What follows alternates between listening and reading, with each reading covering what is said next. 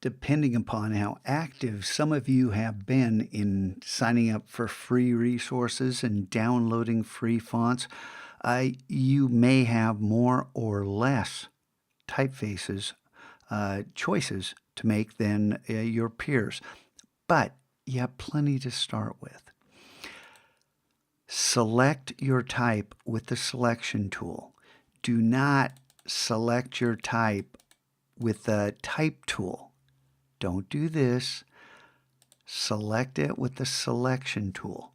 This is a huge benefit Illustrator has over Photoshop, though Photoshop has a few new tricks too.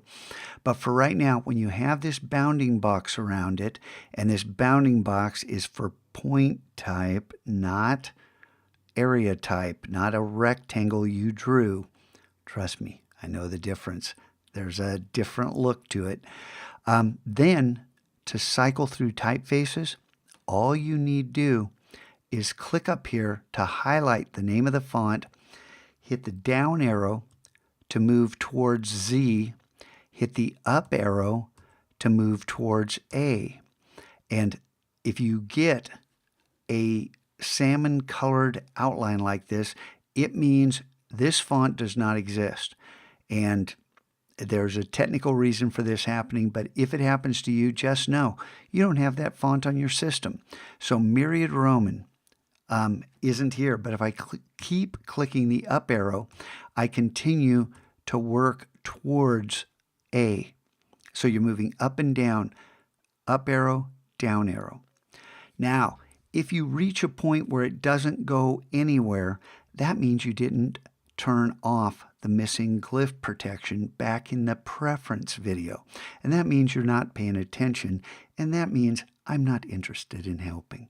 You need to actually follow the instructions so you can help yourself. Now for me, I went ahead and chose Eurostyle. Now this font, if I start typing it, Eurostyle right here is the same font I have.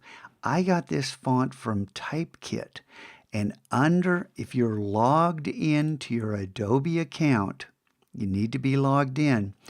You need to, under Assets, you can sync sync fonts from Typekit, but back here you can also go under Type and add fonts from Typekit.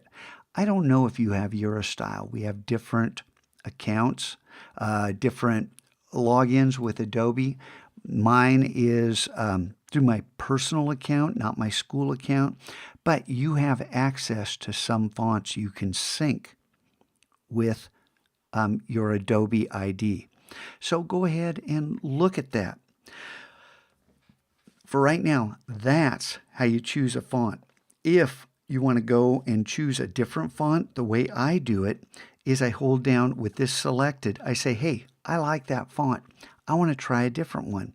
So hold down Option, start dragging it. Once I start dragging it, I hold down Shift so it drops right underneath it. And then I can go ahead and click up here and try a different font by cycling up and down through the fonts with the up and down arrows. Got it? It's a great way to preview your work. And I'm working on a little small artboard here. Work on a large artboard so you can see the evolution of your ideas. Don't just overwrite files.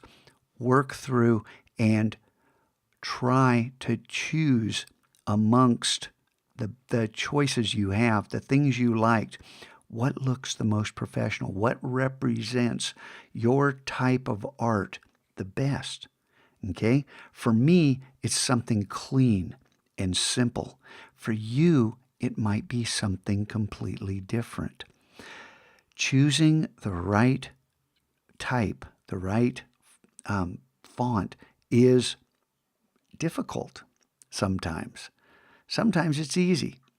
Didn't take me long to arrive at Eurostyle for me.